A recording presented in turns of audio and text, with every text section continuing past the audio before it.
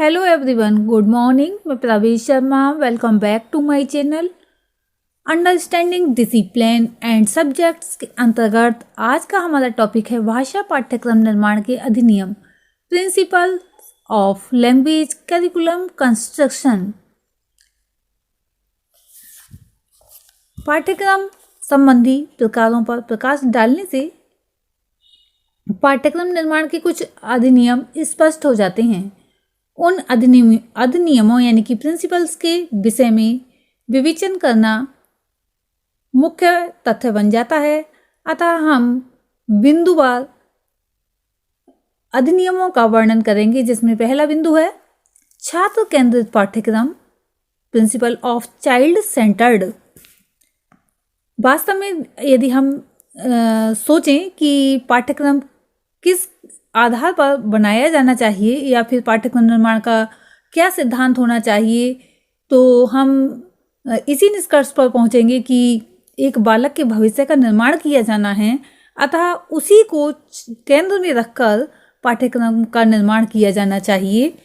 पाठ्यक्रम बाल केंद्रित ही होना चाहिए, या कहें दूसरे शब्दों में तो पाठ्यक्रम का निर्माण करते समय बालकों की रुचियों, आवश्यकताओं, मनोवृत्तियों, क्षमताओं, योग्यताओं, बुद्धि के स्तर एवं उम्र यानी कि आयु आदि का विशेष ध्यान रखना चाहिए। नेक्स्ट पॉइंट है हमारा जीवन से संबंधित होने का अधिनियम, principle of relation of life. कोई भी पाठ्यक्रम जब ग्रहण करता है बालक, तो जीवन में सफल होने के लिए ही पाठ्यक्रम की स्टडी करता है, पढ़ाई करता है। अतः पाठ्यक्रम का निर्माण करते समय उन्हीं विषयों पर विशेष रूप से ध्यान देना चाहिए जिनका बालक के जीवन से सीधा संबंध हो।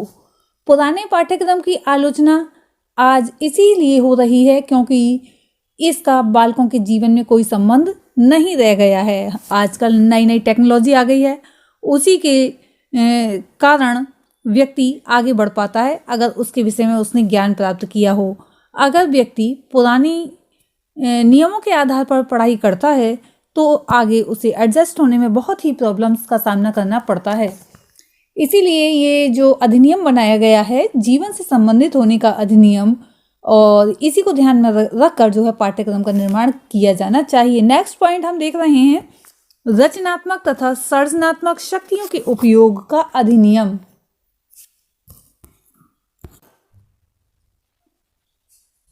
Principal of utilizing creative and constructive powers. पाठ्यक्रम में उन क्रियाओं, जो भी कार्य कराए जाते हैं, उन क्रियाओं तथा विषयों को स्थान मिलना चाहिए जो बालक की रचनात्मक तथा सृजनात्मक यानी कि क्रिएटिव पावर्स यानी शक्तियों का विकास कर सकें। इस संबंध में रेमंड महोदय लिखते हैं कि जो पाठ्यक्रम वर्तमान तथा भविष्य की आवश्यकताओं के लिए उपयुक्त है। इनके कहने का तात्पर्य है कि वर्तमान यानी कि जो इस समय बालक जिन प्रॉब्लम्स को फेस करेगा, अगर उनसे निपटने में सक्षम होता जाता है, और जो भविष्य में उसके सामने कोई भी समस्याएं आएंगी उनसे भी निपट सके, ऐसी आवश्यकताओं के लिए उपयुक्त है।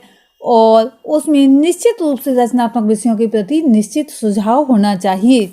फिर से ये डेफिनेशन में आपको एक बार बताती हूँ कि जो पाठ्यक्रम वर्तमान तथा भविष्य की आवश्यकताओं के लिए उपयुक्त है, उसमें निश्चित रूप से रचनात्मक विषयों के प्रति निश्चित सुझाव होना चाहिए।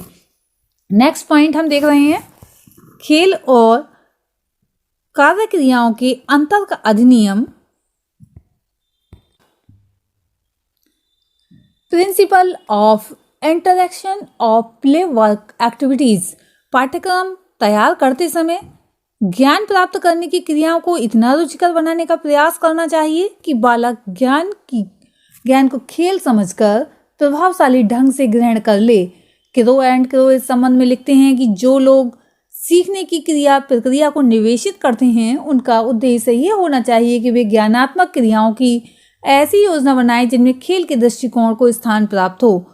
यहाँ कहने का तात्पर्य ये है, खेल अपने स्थान पर खेल होने चाहिए, उनसे बालकों को मनोरंजन प्राप्त होना चाहिए, परंतु जो शिक्षा बालक को खेल के माध्यम से दी जा रही है उसका केवल मनोरंजन ही निष्कर्ष नहीं हो, उससे बालक ज्ञान ग्रहण करे और ज्ञान करके अपने पथ पर सीधा आगे बढ़ता चले। ऐसा ना हो कि जो पढ़ाई हम खेल खेल में करा रहे हैं वह भी खेल ही बन जाए।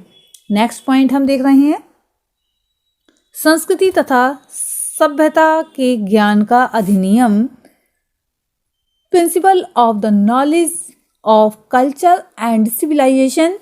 पाठ्यक्रम के अंतर्गत उन क्रियाओं, वस्तुओं तथा विषयों को सम्मिलित किया जाना चाहिए जिनके द्वारा बालक को अपनी संस्कृति तथा सभ्यता का ज्ञान हो जाए। दूसरे शब्दों में पाठ्यक्रम संस्कृति तथा सभ्यता की रक्षा तथा विकास करे।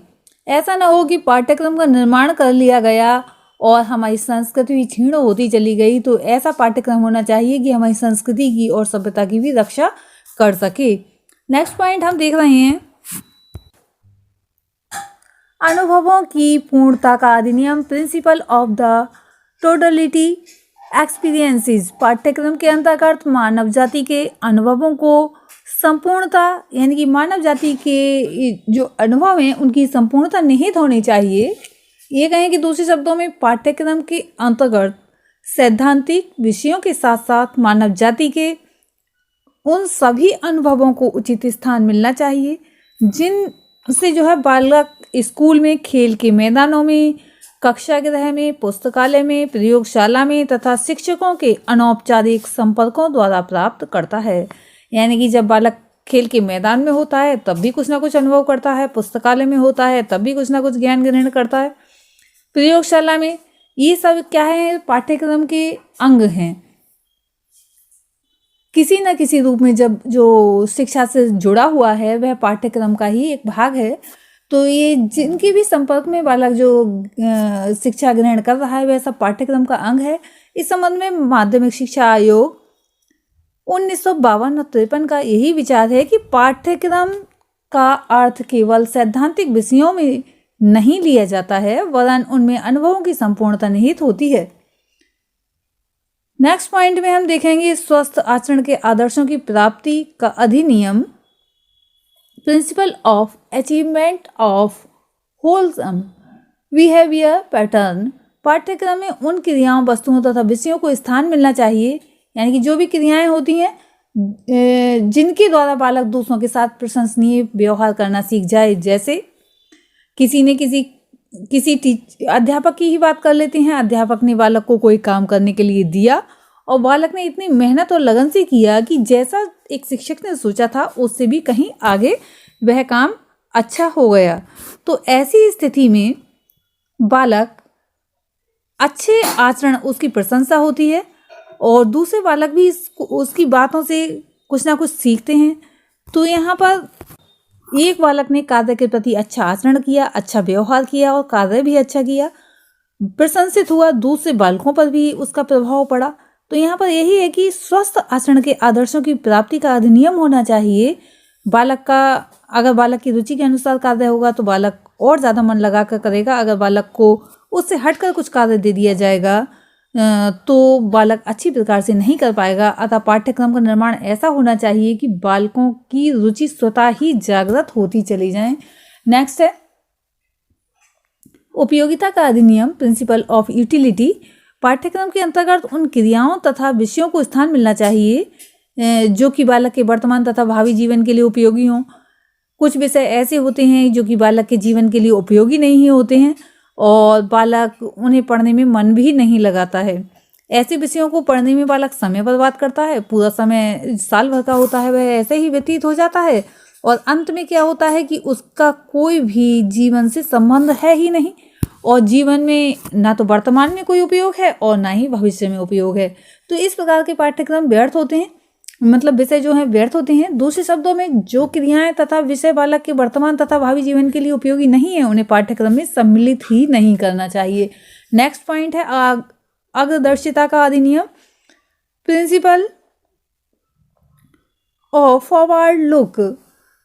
पाठ्यक्रम के अंतर्गत उन क्रियाओं, वस्तुओं तथा विषयों को स्थान मिलना चाहिए जिनके द्वारा बालक को उसके भावी जीवन में आने वाली परिस्थितियों का ज्ञान हो जाए। यानी कि आगे कौन कौन सी परिस्थितियां घटित होंगी, किस प्रकार से हम उनका मुकाबला कर सकते हैं, उनके साथ कैसे अनुकूलन कर सकते हैं। जैसे कि हम देख चुके हैं कि महामारी कोरोना सब देशों में फैल गई थी। अब हम उसके प्रति यानी कि अब फिर से हम ये देख रहे हैं कि कोरोना की लहर आएगी और हम अगर सतर्क नहीं रहते हैं तो क्या है, फिर से वही प्रॉब्लम शुरू हो जाएगी। अतः हम किस तरह से अनुकूलन करें, क्या क्या हमें प्रयोग करना चाहिए, क्या सावधानियां बरतनी चाहिए, इन चीज़ों को ध्यान रखेंगे। दूसरे शब्दों में सीखा हुआ ज्ञान ऐसा होना चाहिए जो बालकों को अनुकूलन तथा आवश्यकता पड़ने पर परिस्थितियों में परिवर्तन करने के लिए योग्य बना दे। नेक्स्ट पॉइंट है विविधता तथा लचीलेपन का अधिनियम, principle of variety and elasticity. प्रत्येक बालक की रुचियां अलग होती हैं, आवश्यकताएं अलग होती हैं, योग्यताएं भी अलग अलग होती हैं, क्षमताएं मनोवृत्तियां एक दूसरे से भिन्न भी होती हैं, यानी कि एक दूसरे से अलग होती हैं। इस विभिन्नता को ध्यान में रखकर पाठ्यक्रम में विविधता तथा लचीलापन होना चाहिए। इस संबंध में माध्यमिक शिक्षा आयोग 1952-53 का भी यही विचार है कि पाठ्यक्रम में काफ़ी विविधता तथा लचीलापन होना चाहिए, जिससे कि वैयक्तिक विभिन्नताओं, क्योंकि प्रत्येक बालक एक जैसा नहीं होता है, किसी की बुद्धि बहुत ज़्यादा तीव्र होती है, कोई सामान्य होता है, और वैयक्तिक आवश्यकताओं एवं रुचियों का जो है इसमें अनुकूलन किया जा सके। यानी कि कहने का तात्पर्य क्या है कि पाठ्यक्रम में काफ़ी विविधता तथा लचीलापन होना चाहिए, जिससे कि वैयक्तिक विभिन्नताओं तथा वैयक्तिक आवश्यकताओं एवं रुचियों का अनुकूलन किया जा सके। नेक्स्ट हम देख रहे हैं अवकाश के लिए प्रशिक्षण का अधिनियम,